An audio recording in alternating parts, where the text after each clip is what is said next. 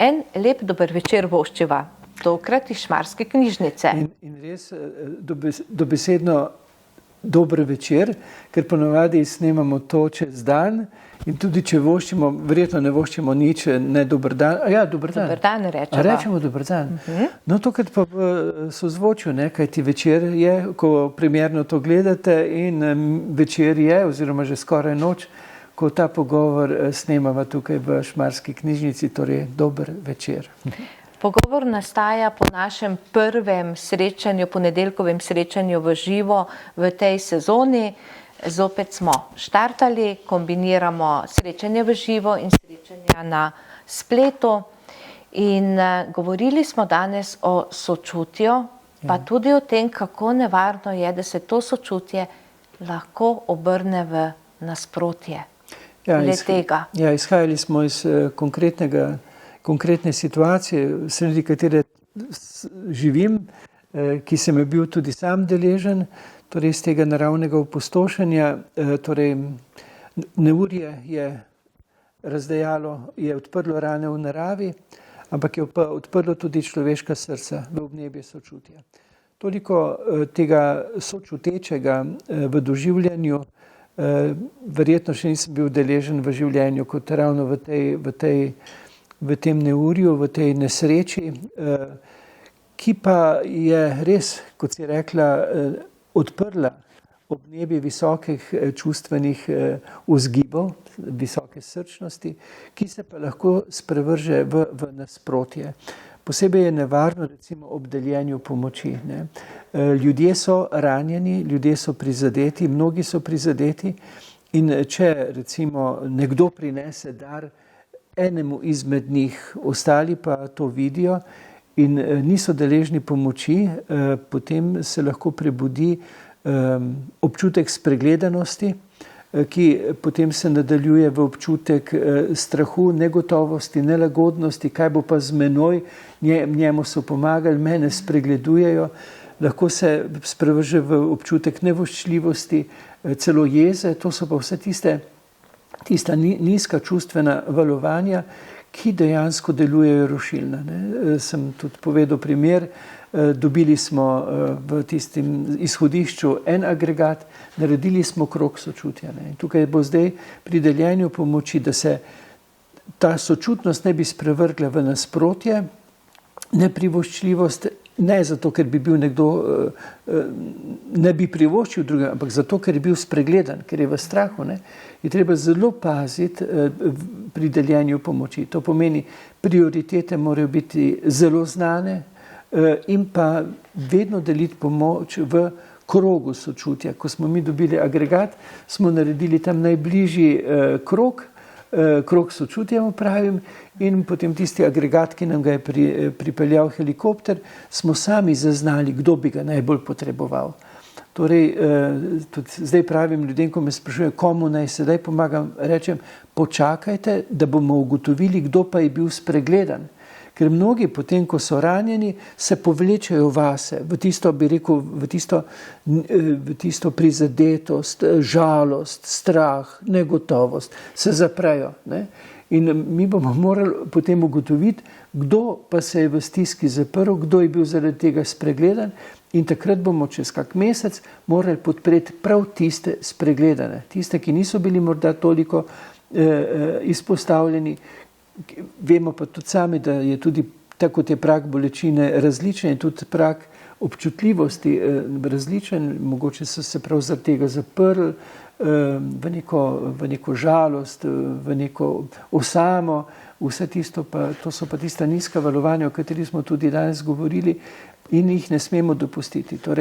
Torej tisti, ki delijo pomoč, tisti, ki pristopajo k pomoči, bi morali zelo upoštevati to človeško občutljivost in deliti pomoč tako, da ne bi dejansko prebujali razpoloženja, čutenja, ki so dejansko destruktivna. Že narava je opustošila krajino, paziti moramo, da ne bomo še dodatno opustošili počutje v ljudeh, ki bi ob napačnem načinu deljenja pomoči dejansko doživeli te notranje stiske. Se pravi, nas čaka zelo zahteven čas. Ja, in do zime, čas, ki zahteva tudi premislek in treznost. Tako, ja, čas, ki zahteva premislek, treznost in prave pristope do zime. Ne? Mi tam se dejansko moramo zdaj pripraviti na zimo, videti moramo, kdo najbolj kaj potrebuje, da bo dejansko zimo preživel na varnem. Ne?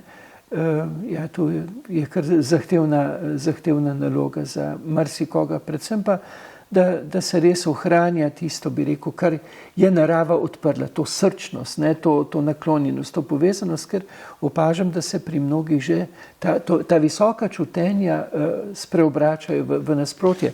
Zdaj, ko vse merijo, veste, merijo tudi stopnjo zdravilnosti oziroma škodljivosti posameznih čutenj, lahko to povem, ker se mi zdi zelo zanimivo. Najvišja stopnja teh, bi rekel, najvišja srčna frekvenca oziroma največjo psihično stabilnost ti da notranja spokojnost. Takrat, ko si v miru, ko si v sozvočju z vsem, kar te obdaja, ko si v tem žlahtnem sožitju. Potem, našteval bom potem manjše vrednosti, ki so pa vse še vedno pozitivne vrednosti in izjemno pomembne vrednosti. Ne? Potem je mir, potem je, da ohranjamo veselje, ne? Da ohranjamo radost, da smo dejansko drug drugemu podporni, da ne, tudi se sem povedal, ne, tudi v tem času se je prebujal smisel za humor, ne? Recimo, ko je ob meni potoček, ki je drugače širok, danes, ko to snemamo, slab meter, ne? Je takrat hrumel, tako so ocenili z 100 kubičnih metrov na sekundo. To je bila strašna rušilna moč in ena takih mojih izjav je bila: toliko vode imam, pa sem brez vode, ne? Ker pitne vode pa ni bilo, ker je vse potrgalo. Ne? Ohranjati, iskati to, bi rekel, to moč, da dviguje svoje misli in razloge tudi za nasmeh, ne? Da se nasmehneš, in veliko tega se je prebujalo v tem času med nas. Potem je ljubezen, seveda ljubezen, potem je, da imaš smisel, da si zastavljaš pred sebe zadeve, ki ti osmišljajo tvoje bivanje. Ne? To vsak izmed nas mora imeti, kaj mi osmišlja moje bivanje. Ne? In tudi pri nas, ko je toliko tega razdejanja, imamo recimo razloge oziroma si osmišljamo, si je pomembno osmišljati, kaj bomo naprej, recimo, potem je razlog za življenje. Potem je zelo pomemben je občutek sprejetosti. Tisto, kar sem prej rekel, ne, nasprotje, da si spregledan. Ne. Mi moramo čutiti, da nas vidijo, da nas zaznajo. In to moramo biti zelo pozorni, a se ni morda nekdo povlekel v ozadje, v osamo. Takega je treba poiskati. Takega je treba na nek način zbrskati ven iz zaprtosti, v kateri se je znašel. Ker je ta zaprtost lahko zelo, zelo usodna. Če pa sam vidiš, da te vleče v to prizadeto stranjeno zaradi spregledanosti, ta hip vstani in pojdi k nekomu, ki mu boš svoje čutenja, svojo žalost, občutek spregledanosti, mogoče se je že sprevrgla v jezo, izrekel. Sam imam zelo veliko pogovorov z ljudmi, tudi sedaj z ljudmi, ki doživljajo neprivoščljivost oziroma spregledanost, in Bogu hvala za vsakega, ki pride, ki se ne zapre v to, kar bi dejansko pa že ob tako opustošeni okolici opustošilo še njegovo notranjost. Potem, kar je dviguje frekvenco visoka, je pripravljenost, odprtost za pozitivno sodelovanje, delovanje. In to, kar je še zelo pomembno tudi v tem pozitivnem, je, da se ne ločujemo med seboj. Je to sožitje, je to, ne, nas so speljali v to polarizacijo, v to razdeljenost, da smo eni proti drugemu, ne. Ne, mi smo eden z drugim, to kot mi pravijo ljudje, prej smo hodili drug ob drugem, ne, celo drug mimo drugega, drug ob drugem v nasprotovanju, zdaj pa hodimo drug za drugim, v sodelovanju, v dopolnjevanju, in to je potrebno ohranjati. Zato sem v tistem trenutku, ko sem imel na tistem dobrodelnem koncertu, ki ga je organizirala televizija, tudi prosil politike, ne, naj nas ne razdvajajo, ker zdaj se je pokazala srčika slovenske duše. Mi smo mi pojemo v raznolikosti glasov, v harmoniji, mi pojemo v večglasju, mi to znamo, to je slovenska identiteta in ne razdvajate nas v razglašenost, ker je to kriminalno dejanje in zgodovina bo takšno ravnanje obsodila. Ne iščite točk na razdvajanju, ampak krepite svojo vrednost v povezovanju in sodelovanju. Raznolika misel je dopolnjujoča misel. Meni gre najbolj na živce, če mi ki reče, mislim tako ti. Ne, ti misli svojo glavo, ampak misli sodelujoče in dopolnjujoče. To je vrednota človeka, to je vrednota Slovenca, to je naša identiteta, to je v našem genomu. To, kar so nas pa zdaj izgnali v to bedasto skreganost, to je tako banalno, to je tako nizkotno. In ne dajmo se speljati v to nizkotnost, ampak ohranjamo to sodelujočo energijo, ki je pozitivna energija. Kaj pa je negativno? Nadutost, jeza, pohlep. Kaj vzbudi negativna? Strah. Ne?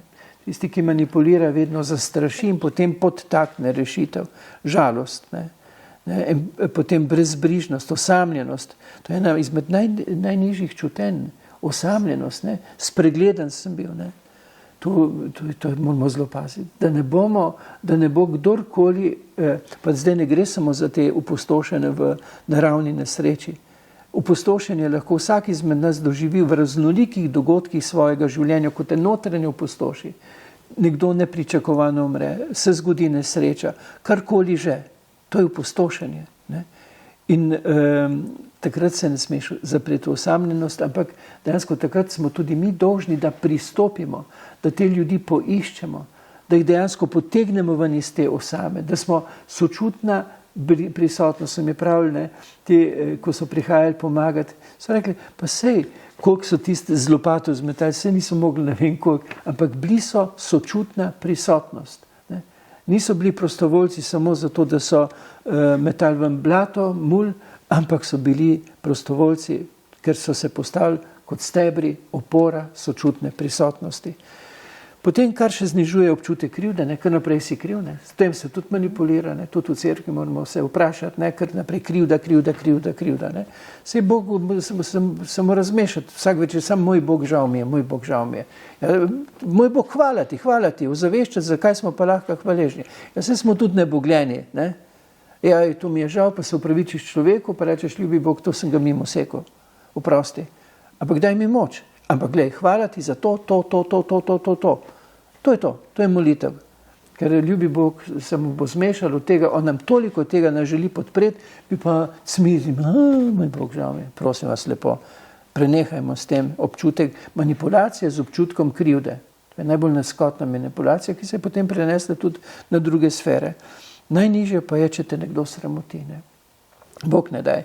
Vsak človek ima svoje dostojanstvo, svojo vrednost, vsak človek nosi v sebi božjo bitje, božanski je kraljevski.